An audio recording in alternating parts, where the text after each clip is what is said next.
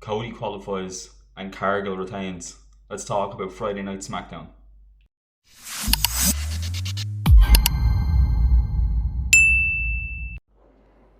Okay, so let's just preface this with a thought that I have about SmackDown being 3 hours long. I don't think it's a good call. I think they need to end 3 hour SmackDowns. We had 3 hour Raws. It wasn't a great look. It just kind of drags on and becomes stale halfway through the show. You have halfway through SmackDown a lull where we have maybe 30 to 45 minutes between ad breaks and recaps from Raw. Like, I know not everybody probably watches every product, but as fans, we know what happened on Raw. We don't need to see it 14 times during the show. Like, it's getting beyond the joke. I just don't like the 3 hour SmackDowns. It's not like WWE are going to see this and say, "Oh, he's right," but that's just my thoughts. Let me know what you guys think about 3 hour SmackDowns, but I'm not a fan. I just feel like it just takes up too much time. But other than that, SmackDown, the main talking points then of SmackDown. Jade Cargill retains, kind of to be expected against Jordynne Grace. I'm not a fan of Jade Cargill. I don't see the hype. I like Jordynne Grace. I think she's proved herself a lot, and she's come over here now after a huge career in TNA and the Indies. But I'm not sold on Jade Cargill, and they're trying to make her this like dominating force, and I get it because she has the look. But I just think she's boring. Like, there's just something about her that I just don't like. Maybe it'll change. Maybe coming up to WrestleMania it'll change. The more I watch. But as of now, I wasn't a huge fan of the match, and I'm not a huge fan of Jade Cargill as it is. You had Dom and Liv outside the ring for Valentine's Day, and Dom had the the bottle of wine with his face on it, which I thought was excellent, and chicken nuggets everywhere. I thought that was a cool little touch. It still keeps everything open with who Liv's going to pick after winning the Royal Rumble, but I think it's still going to be the Raw title she's going to go after. But I liked that like little segment that they had outside the ring. But overall, not sold on Jade Cargill. The big talking point is the Elimination Chamber qualifying match. Let's just talk about that because that's the main point of the video. We had Cody versus Sami versus Jacob.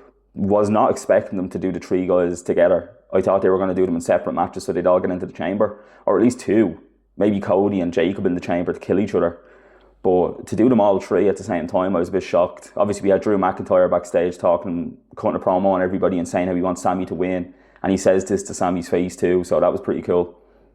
We kind of knew it was going to set up him interfering in the match because it's triple threat, there's no DQ. But it was good. I enjoyed the match overall. It was good. The three guys can go. We all know it's going to be a good match. Personally, when I saw the lineup, I thought maybe Sami would qualify, and then we'd do a program with Cody and Jacob, which I was really looking forward to. But then when Drew came out, obviously, and said that he was going to help Sami, basically, and then he did, it kind of threw a spanner in the works. I liked how Drew attacked Cody, and it wasn't just like a quick pinfall, throw Sami over. Like, he attacked Cody, and then dragged Sami over, and then as he got out of the ring, Cody kicks out. It was cool. I liked it. But then obviously Cody gets the win overall. I'm just confused as what they're going to do with Jacob Fatu here. Like, what happens now? So you have Jacob and Sami didn't qualify. So are they just out of the title picture now? That whole feud with Jacob and Cody just doesn't exist anymore? Is that getting thrown to the wayside? I don't know, like, I just feel like you need to do something else with Jacob. Like, he doesn't play by the rules. You get this vibe off him that he doesn't care about anything. He doesn't care about authority. They keep bringing up the fact that he was in jail. Like, I think they should play into that. So I think, personally, what's going to happen is, or what I want to happen is, you up the stakes at the Elimination Chamber because we need to start getting the ball rolling for WrestleMania anyway, which is fine. It's a bit of a slow build. I'm okay with it. Obviously, they have the ticket situation that they probably want to get a hold of. So I think heat it up at the Elimination Chamber.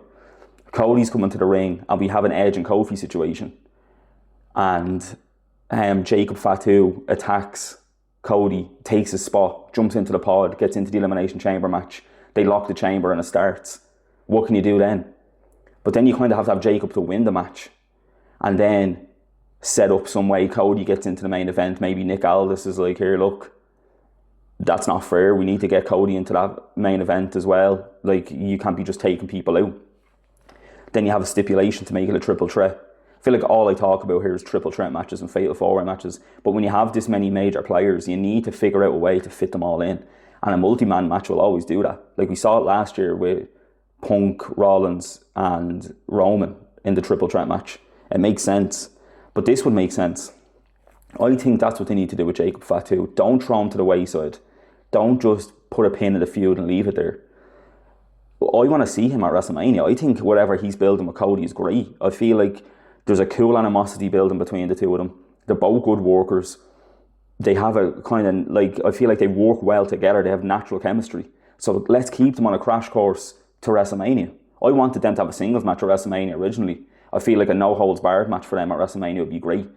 Even if you were to put it in a Hell in a Cell or something. But they don't seem to do that as much anymore. But that would be an excellent match. But I love a ladder match, a cell, a cage. I love all of the gimmick matches.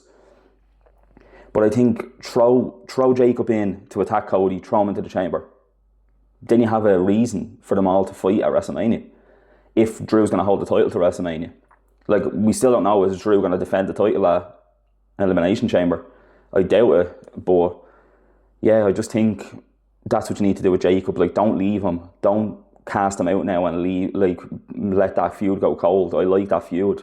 And I think a lot of other people are happy with that feud too. So I think the best thing to do is get him into the chamber. But yeah, look, that's the main talking points from SmackDown that I thought anyway. I just wanted to get on and give my view on Jacob Fatu and what's going to happen with the Elimination Chamber and kind of recap a bit of SmackDown. So it'll be interesting to see what happens on Raw tonight. I'll probably have that video up on Tuesday or Wednesday because I'm not sure if I'm going to stay up and watch it. But we'll see how it goes.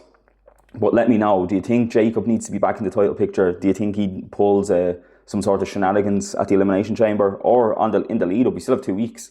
Does he get another chance to qualify? Let me know what you think below. Is Sami Zayn out of the title picture? And what do you think of Jade Cargill and her title reign? Because I'm not sold. But let me know down in the comments. And I'll catch you in the next one. Cheers.